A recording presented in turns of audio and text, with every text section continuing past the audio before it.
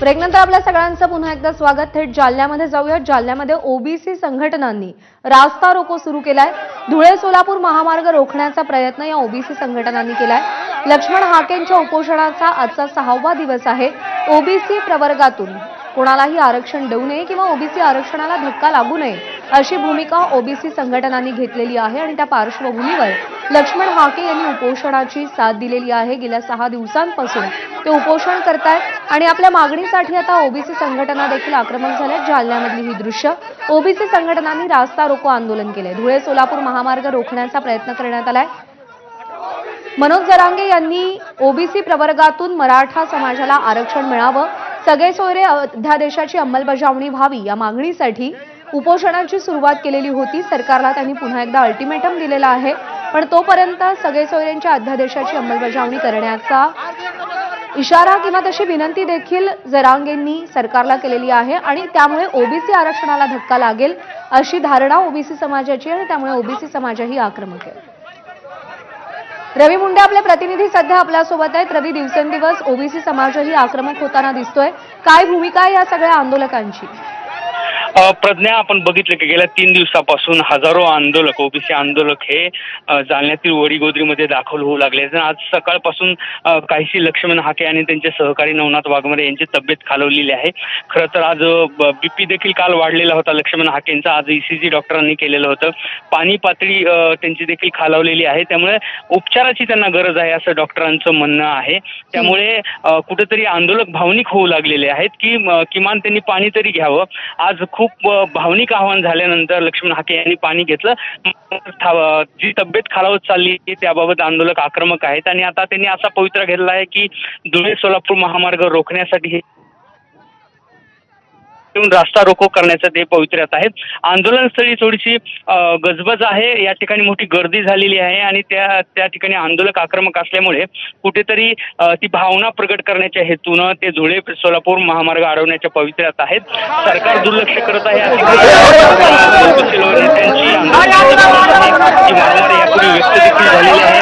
आंदोलनस्थळी सुद्धा अनेक लोक हे बोलताना बोलून दाखवतात की इतर ठिकाणी सरकारचे मंत्रिमंडळ रोज दाखल होत होतं, शेकडो गाड्या येत होत्या सरकारच्या, दुर्लक्ष होत आहे अशा प्रकारची भावना आहे। काहीसा गोंधळ आहे आजूबाजूला, आंदोलकांचा आवाज खूप मोठा आहे, तुमचा आवाज सध्या पोहोचू शकत नाहीये। तुम्हाला विनंती आहे की तुम्ही सोबत राहा। सध्या आपण दृश्य पाहतोय, धुळे सोलापूर महामार्ग रोखण्याचा प्रयत्न केला जातोय। जालन्यामध्ये ओबीसी आंदोलक आक्रमक झालेत। याच जालन्यातल्या अंतरवाली सराटीतून मराठा आरक्षण आंदोलनाची ठिणगी पेटलेली होती आणि त्याच अंतरवाली जवळच्या वडीगोद्रीमध्ये लक्ष्मण हाके यांनी उपोषणाची हाक दिलेली आहे।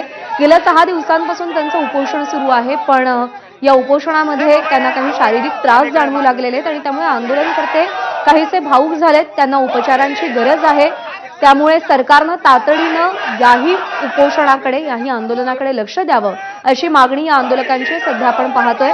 आंदोलक रास्ता रोको करतात।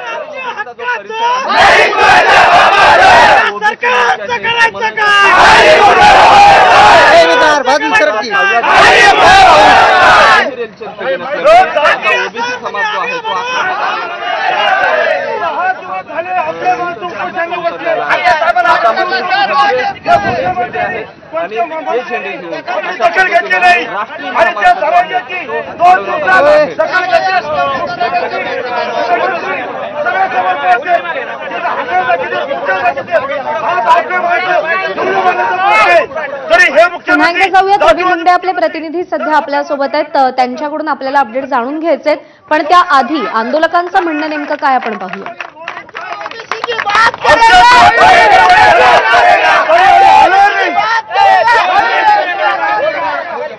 जातीवादी हे जे मुख्यमंत्री यांनी मुद्दाम जातीवाद करून आपल्या ओबीसीकडे दुर्लक्ष केलं, जोपर्यंत आमच्याकडे लक्ष येत नाही तोपर्यंत आम्ही रोडवर उतरणार नाही।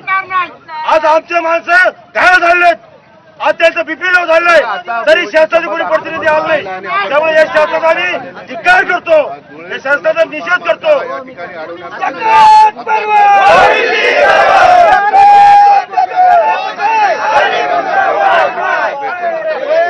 पुन्हा एकदा जाऊयात रवी मुंडे आपले प्रतिनिधी सध्या आपल्यासोबत आहेत. रवी, आत्ताचं जर निवेदन आपण पाहिलं तर सरकार विरोधात खूप मोठा रोष दिसून येतोय. 6 दिवस झाले पण सरकारचे कोणी प्रतिनिधी फिरकले नाहीत असा आंदोलनकर्त्यांचा आरोप आहे. प्रज्ञा, खरं तर सरकारचं शिष्टमंडळ आलेलं होतं, मात्र तरीही त्यांच्याकडून कुठल्याही प्रकारचं ठोस आश्वासन त्यांचं मिळालेलं नव्हतं. आता या क्षणाचं दृश्य असं आहे की धुळे सोलापूर महामार्ग आहे आणि त्या ठिकाणी मोठी वाहनांची गजबज असते. मुख्य रहदारीचा रस्ता आहे, राष्ट्रीय महामार्ग आहे आणि अशा ठिकाणी आंदोलकांच्या आक्रमक पवित्र्यामुळे या ठिकाणी वाहनांच्या देखील रांगा लागलेल्या आहेत. आंदोलकांची हीच भावना आहे की सरकार ज्या तत्परतेनं इतर आंदोलकांना सन्मान देत होतं किंवा त्या ठिकाणी चर्चेसाठी तयार होत होतं, मात्र या ठिकाणी एवढ्या प्रमाणात तब्येत खालवत असताना देखील सरकार कुठल्याही पद्धतीचं आश्वासन देत नाही किंवा त्या ठिकाणी कुठलीही भूमिका घेताना दिसत नाही. हीच भावना या आंदोलकांची आहे. या उलट दुसरीकडे जेव्हा तब्येत खालवत असताना ही सगळी आंदोलक एकत्र आल्यानंतर कुठेतरी ते भावनिक आवाहन करत आहेत. ढासळती तब्येत लक्षात घेऊन या आंदोलकांच्या भावना उत्तेजित होणं स्वाभाविक आहे आणि त्याचाच एक कुठेतरी निषेध करण्याचा प्रयत्न या ठिकाणी होताना दिसत आहे. आंदोलक हे सरकारवरती टीका करताना दिसत आहेत. मुख्य रहदारीचा रस्ता आहे आणि अशा ठिकाणी त्यांचा खूप आक्रमकपणा या ठिकाणी पाहायला मिळत आहे. खरं तर हाके यांचं आज उपोषणाचा 6वा दिवस आहे आणि 2 दिवसापासून त्यांनी पाणी देखील बंद केलेलं आहे. आज मोठ्या आग्रहाने पाणी त्यांनी आंदोलकांच्या आग्रहाने त्यांनी पाणी घेतलं, मात्र पुढची त्यांची तब्येत जी ढासळत आहे ती दिसत आहे दृश्यात आणि त्यानंतर कुठेतरी आंदोलकांना अशी भावना झालेली आहे की सरकार लक्ष देत नाही, त्यामुळे आपल्या कुठल्या तरी भावना व्यक्त करण्याच्या हेतूने त्यांनी धुळे सोलापूर महामार्ग जो की वडीगोद्री किंवा उपोषण स्थळापासून जवळच आहे आणि त्या ठिकाणी ते सगळे आंदोलक आक्रमक झालेले आहेत आणि त्यांनी वाहनं आडून धरलेली आहेत आणि अर्थात वाहनांच्या रांगा देखील इथे लागलेल्या आहेत आणि पोलीस देखील या ठिकाणी आता दाखल झालेले आहेत. कुठेतरी आंदोलकांना विनंती करण्याचा प्रयत्न देखील या ठिकाणी होऊ लागलेला आहे. मात्र आंदोलकांची संख्या देखील या ठिकाणी वाढत आहे. गेल्या 3 दिवसामध्ये आंदोलक हजारोंच्या संख्येने या ठिकाणी होऊ लागलेत. गाड्यांचे ताफेच्या ताफे या ठिकाणी होऊ लागलेले आहेत. अशा वेळी कुठेतरी सरकारने ही भूमिका लक्षात घेऊन आंदोलकांच्या ज्या मागण्या आहेत त्याबाबत विचार व्हावा. अशा प्रकारची मागण्या अनेक वेळा होऊ लागल्यात. या ठिकाणी आंदोलनस्थळी वेगवेगळ्या नेत्यांच्या भेटी देखील होऊ लागल्यात. त्या ठिकाणी भाषण देखील होऊ लागलेत की सरकारने कुठेतरी भूमिका या ठिकाणी घेतली पाहिजे.